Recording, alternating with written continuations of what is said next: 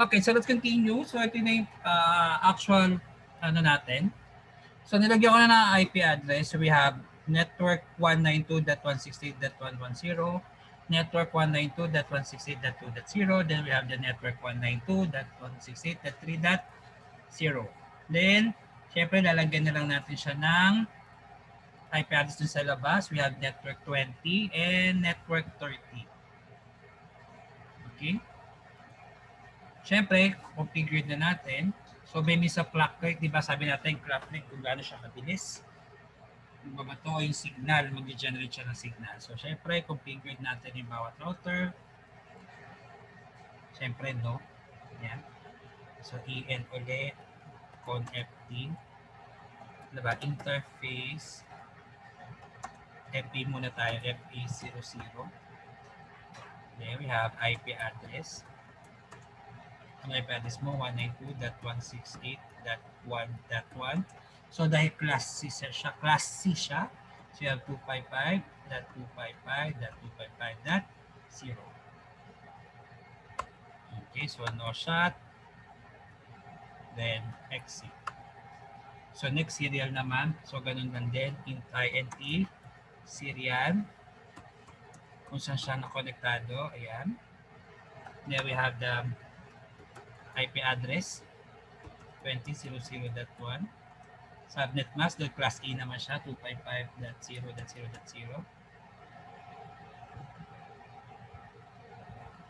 Then syempre, talagyan natin ng clock rate. So, like, maglagay mo lang clock rate.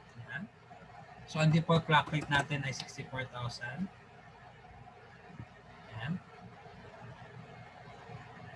Then, encapsulation. Patype yung encapsulation PPP or 0.25. Pag sabi encapsulation, pagsasama-samahin sila. That is encapsulation. Then, no. Yan. Then, no shot. Then, exit. Gagamit ka lang ng encapsulation kapag meron tayong clock rate. Hindi naman kailangan encapsulation pag wala namang clock rate yung device natin. Okay? So next. Ito naman tayo. Sa gitna.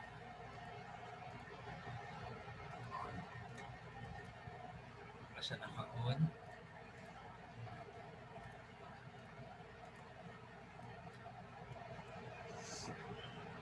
Yan. So no ulit.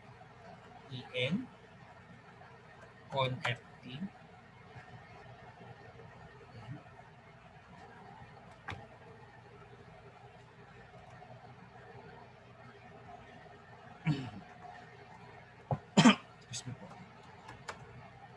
So INT. So isa-isayin natin. INT. FA00. IP address. Ang 00 ayun, 192.168.2.1. Then the subnet mask, 255.255.0. Then we have no shot. Exit. Next naman, interface, serial, 0, 0, 0. So, kaya nilagyan na natin ng label para tayo malito. Then we have the IP address, 20.0.0.2, followed by subnet mask ng class E.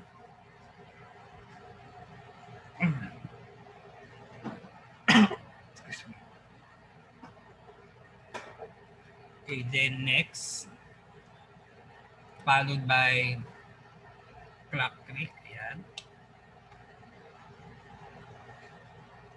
Saan na tayo? Sige, 255 na 255. So, dahil dito sa kabilang router, so itong isang network na to, network 20.0.1, 20.0.0, nag-clock rate ka na dito. So, sa part na to, kahit isang clock rate lang, walang problema. Okay? So, gagawin na lang natin, walang clock rate yan, pero gagamit kayo ng encapsulation. Okay, encapsulation PPT. Tapos, no shot. Then, exit. Okay, tatandaan ang clock rate. So, di ba naglagay tayo ng clock rate dito?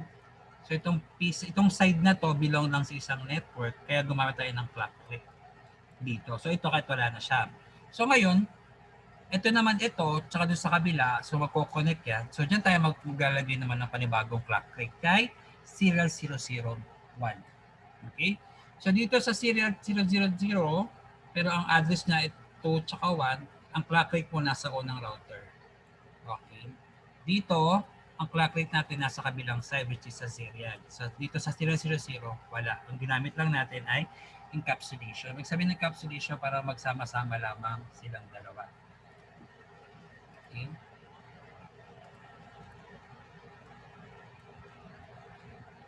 So interface uli, serial 0.00.1. Yan. Then we have the IP address which is 30.0.0.1. Subnet mask class A. Yan. So dahil magkukul sa kabila, so kailangan natin ng clock rate 64,000. Then followed by encapsulation. Yan. Encapsulation point to point, that is PPT. Then no shot. Then exit. Okay. So yan na. So doon naman tayo uli sa pangatlo. So sa pangatlo, syempre, wala na tayong clock rate dito sa pangatlo. Okay? Kasi sabi nga natin kanina, nandito na siya sa side yung clock rate natin. So CLI, no, EN, CONFT. So interface, 00. Siyempre, IP address, 192.168.3.1. Subnet mask. There we have no shot. Then exit. Siyempre, interface serial ng 000. There we have the IP add. We have 30.00.2. Yan, 255. Sorry. Nawili sa 255. Yan. Then, encapsulation. Encapsulation na lang. Encapsulation. Then, point to point, PPT. Then, we have no shot. Then, exit. Okay. Dito natin ang paggamit ng clock rate dito sa part sa isang network. Pag isang network, isang clock rate lang. Okay? So, katulad nito, lalagay ako ng clock rate dito sa part na to. So, dito, ilalagay ko na sa part na to, encapsulation na lang. Then, dito, ibang network na naman siya o ibang daanan. So, ibang daanan naman siya, syempre, panibagong clock rate ka sa part na to. Tapos, dito sa part na to, wala na. Pero, gamit ka pa rin ng encapsulation. Ibig sabihin, one time lang ang paglalagay ng clock rate dun sa unang part.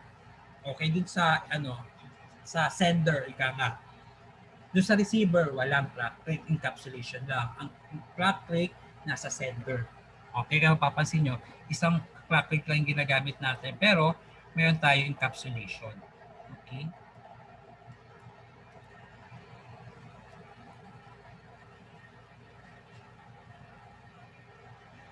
Then, let's configure na siya.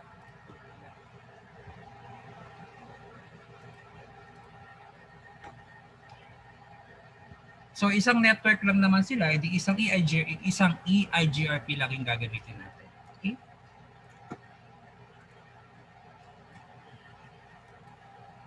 So nag-green naman sila lahat, diba? Okay, so configure na natin ulit.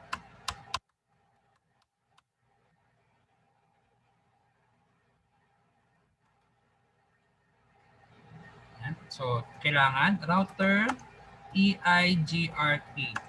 Any number from 1 to 65,525. Then, yung directly connected network kay bawat router, ano yung connected sa kanya? So, connected sa kanya, 192.168.1.0. Ano pa? Connected sa kanya, network. So, we have 20.0.0. Then, exit. Then, gano'n ulit. Sa gitna. Ano yung sa gitna? FT. Exit. EN. FT. So, we have router EIGRP 100. So, dapat pare-pareho Then, kunin lang yung mga konektado sa kanya. Ano mga konektado kayo sa kanya? We have network 20.0.0. Ayan.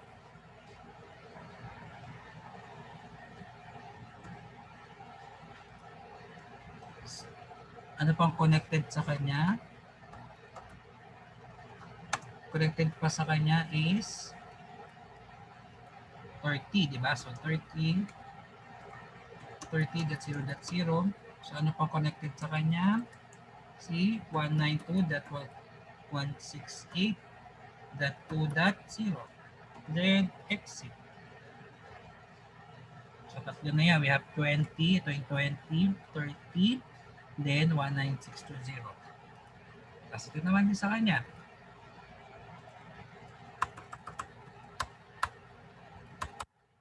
So EN, ConFT, configure terminal. We have the router. EIGRP, huwag kakalimutan, dapat pare-pareho. Then, yung mga directly attached network sa kanya. So, network, anong connected? 30.0.0. Anong connected pa sa kanya? Si 192.168.3.0. Enter, exit. So, yan na. Ay. So, nakapigit sa yung PC. Pero yung PC. Wala pa. So, lagyan natin ng IP address yung PC. IP. So, we have 192.168.1.2. Subnet mask niya 192.168.1.2. So, yung gitna din na PC. Hanapin lang si desktop. IP 192.168.2.2. Gateway 192.168.2.1.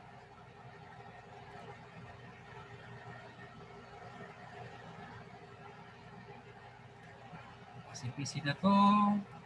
Desktop ulit. IP 192.168.3.2.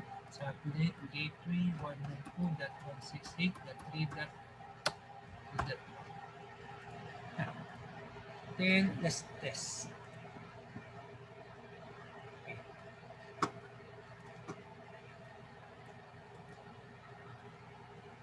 So ping 192.168.2.2. Yun. So merong reply. So nakita ni PC0 si PC1.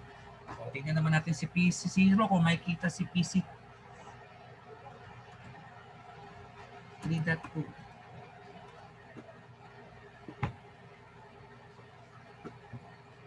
So time out. So may reply. So send lang ulit. So sabihin, nakita na yung bawat PC. Okay. So ulitin review lang natin. Ang clock rate nasa isang side lang, which is nasa sender. So ang gagawin nila para sa clock rate is syempre ang clock rate mo nasa serial. Lalagay mo lang ang interface 000 followed by IP address. Then yung clock rate natin 64,000 yung default. Then encapsulation PPP or point to point, ibig sabihin para mag-merge si router 1 at si router 2 sa isa. Ang tawag doon encapsulation. Kaya isang router lang, isang clock rate lang yung ginamit natin. Kasi encapsulated naman sila or belong lang sila sa isang group. Okay? Then encapsulation, then no siya. Then sa kabilang router naman, so sa kabilang serial mo, hindi mo na kailangan gumamit ng ng encapsulation, ng clock rate. Ayan, kasi receiver. Kaya ginamit lang natin in serial 00, IP address followed by subnet mask. So encapsulation agad, ibig sabihin para mag-group lang yung .1 tsaka .2 sa isang network which is yung 20.0.0. Okay, so ang clock rate natin, ang purpose lang kung gaano siya katagal magsisend ng signal, o gaano siya kabilis mag-generate ng signal, okay, or gaano rin siya kabilis pagbabato ng data to one place to another. Okay? Kung nalilito naman kayo maglagay ng clock rate, dito pwede naman kayo maglagay. Yan, sa PC CAD. Hanapin nyo lang naman yung serial. Ayan, serial. Ayun o, nakalagay yun. I-on nyo lang, then may clock rate dyan. Naka-default tayo sa 64,000. Pwede kayo mag-direct na lang dito, hanapin yung serial, ayan. Tapos clock rate mo. Diba? Bawa dito sa gitna. So, punta ka sa physical, sa config, ano yun, 000. So, pag wala kang clock rate din nilagay, naka-default doon sa pinakababa. Okay. Pero encapsulated naman sila. Okay, kaya pero dapat kung isang network lang sila belong, i-configure mo siya manually para isa encapsulated sila dalawa. Okay? Then, send na lang ng data kung magkikita sila o hindi. O, they are successful naman. Send tayo ng packets. So, successful. Packets dito. So, successful naman yung bawat send. Okay? So, yun lang po. So, singit na lang natin dito. Isingit ko na lang sa router pag-configure ng sa PowerPoint is pag-configure ng clock rate. Okay? So, yan po EIGRP o Enhanced Interior Gateway Routing Protocol. Ginagamit siya as your dynamic route, ibig sabihin dynamic route, para pwede mag-iba-iba yung ruta niya depende sa pinakamabilis o pinakamalapit yung distansya o depende rin sa direct collective network natin. Okay? So, yan po, example na sa part 3 ng dynamic routing. Ang una natin is Routing Information Protocol. Pangalawa is OSPF. Pangatlo is EIGRP. Ang pinagkaiba ng EIGRP sa OSPF, kailangan mong gamitin natin yung area na. Bawat router may area na connected. Dito, sa EIGRP, ang kailangan lang natin, they are belong to same autonomous system or they are belong to one network node. Okay? So yan po ang EIGRP which is kasama po sa exam and activity nyo together with the OSPF and EIGRP. Okay? Ay nag-upload po ako ng notes. Pwede nyo na po i-try yung notes na pinag-load ko sa Introduction to Multimedia which is overview ng PHP. So nakalagay na, ginawa na po ako ng sample na pwede nyo magamit. May instruction na rin po yun kung paano siya gamitin. Okay, so para paano, madali na lang. So may may tatlong sample na ako nilagay doon, ay apat. Dalawang sample, basic ng pagpiprint ng PHP, yung dalawang sample, paggawa ng form, pero para siya i-validate. Yung isa, meron siyang simple database using MySQL. Okay, so mga basic naman po yun. So papaliwanag ko na lang siya next video. O kung paano siya i-test. Okay? So may tanong po ba sa paggamit ng EIGRP?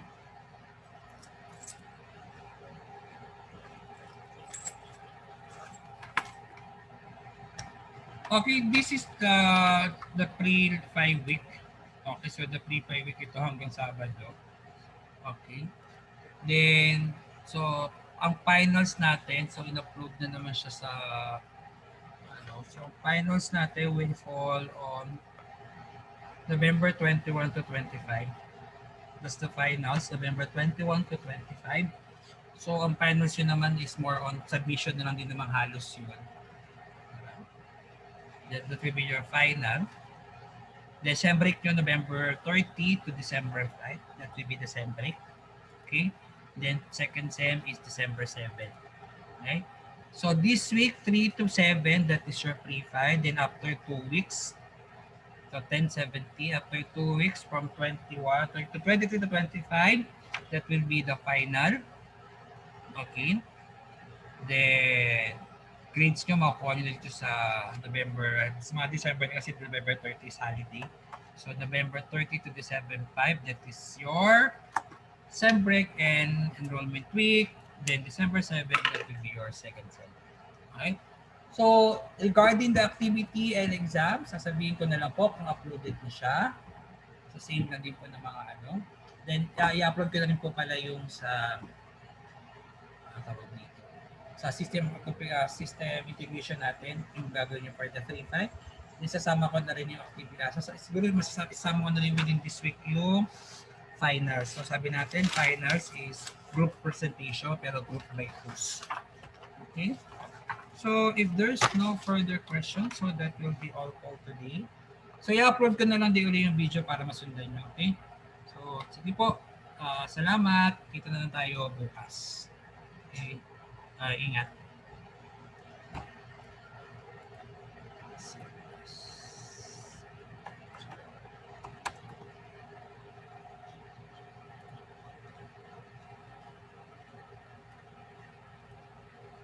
Sige po. Salamat. Sige po, sir. Thank you.